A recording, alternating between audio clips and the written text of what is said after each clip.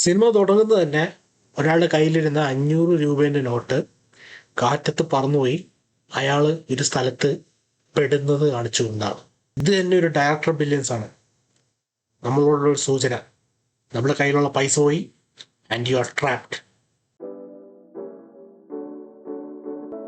Hello people, ഇന്ന് നമ്മൾ review ചെയ്യാൻ പോകുന്നത് മാരുതി സംവിധാനം ചെയ്ത പ്രഭാസ് നായകനായി വരുന്ന രാജസാബ്. ഈ സിനിമ ഞാൻ പ്രതീക്ഷിച്ചതിന് മുകളിൽ പോയില്ല. ഞാൻ പ്രതീക്ഷിച്ച എത്രയാണോ അത്രയും തന്നെ മോശമായ സിനിമയാണ്. അതുകൊണ്ട് തന്നെ ഐ ആം നോട്ട് ഡിസപ്പോയിൻറ്റഡ്. മറ്റൊരു കാര്യം എന്ന് വെച്ചാൽ, ഈ സിനിമയിലെ കുറച്ച് സീൻസ് സത്യം പറഞ്ഞാൽ എനിക്ക് ഇഷ്ടപ്പെട്ടു. ഇപ്പോൾ ഞാൻ പറഞ്ഞു വരുവാണെങ്കിൽ ലൈറ്റായിട്ടുള്ള സ്പോയിലറാണ്. ഇതിനകത്ത് പ്രഭാസും സഞ്ജയ് ദത്തും തമ്മിലൊരു സീനുണ്ട്. ആ സീൻ എന്ന് വെച്ചാൽ ഒരു ഹോസ്പിറ്റലുണ്ടായിരുന്നൊരു സീനാണ്. അതിനകത്ത് ഇപ്പോൾ നിങ്ങൾ ബ്ലീച്ച് കണ്ടിട്ടുണ്ടെങ്കിൽ, ബ്ലീച്ച് എന്ന് പറഞ്ഞ ആനിമെ കണ്ടിട്ടുണ്ടെങ്കിൽ അതിനകത്തൊരു വില്ലനുണ്ട്. ഐസൺ എന്ന് പറയുന്നതാണ് ആ villain.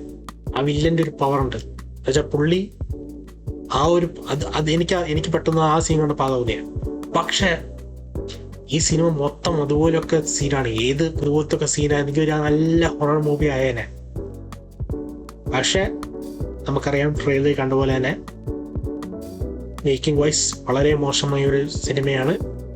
As A whole cinema പ്രതീക്ഷ പോലെ തന്നെ മോശമായിരിക്കുന്നു. മേക്കിങ്ങിൻ്റെ കാര്യം പറയുമ്പോൾ ഗ്രാഫിക്സ് ഇതിൽ പൂച്ച ഗ്രാഫിക്സ് ആണ്. ഇടയ്ക്കൊരു കോഴി വരുന്നുണ്ട്, ആ കോഴി ഗ്രാഫിക്സ് ആണ്. പിന്നെ നമ്മൾ ട്രെയിലർ കണ്ട ആന മുതലായവ നല്ല ഒറിജിനൽ ഗ്രാഫിക്സ് ആണ് തോന്നിക്കുന്ന സാധനങ്ങളാണ്. മുതലൊക്കെ മലത്തിയടിക്കുന്നുണ്ട് ഈ സിനിമയിൽ. ഓൾമോസ്റ്റ് 5 hours ലോങ് ഫുട്ടേജ് ഉള്ള സിനിമ എങ്ങനെയൊക്കെയോ വെട്ടിക്കുറച്ച് 3 മണിക്കൂർ സംതിങ് ആക്കി. ഞാൻ കണ്ടത് തെലുങ്ക് ഓഡിയൻസിൻ്റെ കൂടെയാണ്. തെലുങ്ക് ഓഡിയൻസ് ഇങ്ങനെ ഇടയ്ക്കിടയ്ക്ക് വന്ന് കാണുന്നുണ്ട്. അങ്ങനെ കാണാനുള്ള ഒന്നും ഇല്ല സത്യം പറഞ്ഞാൽ. പ്രഭാസിന്റെ ഇൻട്രൊഡക്ഷനിൽ ഇവരുടെ ഒരു അലർച്ച ഉണ്ടായിരുന്നു. ആ ഇൻട്രൊഡക്ഷൻ കഴിഞ്ഞ് നേരെ ഒരു പാട്ടാണ്. ആ പാട്ട് തുടങ്ങിയ പിന്നെ പാട്ടിലെ ഡാൻസും തുടങ്ങിയ പിന്നെ ഒരൊറ്റ ഒരെണ്ണം മിണ്ടിയിട്ടില്ല. പിന്നെ ഇതിനൊരു പാർട്ട് 2 ഉണ്ട്. ഇതുവരെ കണ്ടതൊന്നുമല്ല കോമഡി. പാർട്ട് 2 സർക്കസാണ്. ഞാൻ ആക്ച്വലി ഇന്ന് ഈ സിനിമയല്ലാതെ കാണാൻ വെച്ചിരുന്നത്.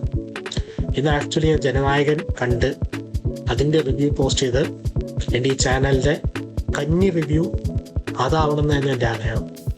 പക്ഷെ നടന്നില്ല. You know how it is, things happen. പക്ഷെ ഇതും മോശമല്ലാത്തൊരു തുടക്കമാണ്. കാരണം ഇനി അങ്ങോട്ട് മുകളിലോട്ടേ ഉള്ളൂ. ഞാൻ എന്തായാലും ഈ വർഷം എന്തായാലും ഒരു ടിയർ ലിസ്റ്റ് ഉണ്ടാക്കുന്നുണ്ട്. ആ ടിയർ ലിസ്റ്റിലെ F ടിയറിലേക്ക് ഞാൻ രാജസാബിനെ ആഡ് ചെയ്യുകയാണ്. സോ അത്രേ ഉള്ളൂ. Thanks for watching. Like and subscribe. Piece.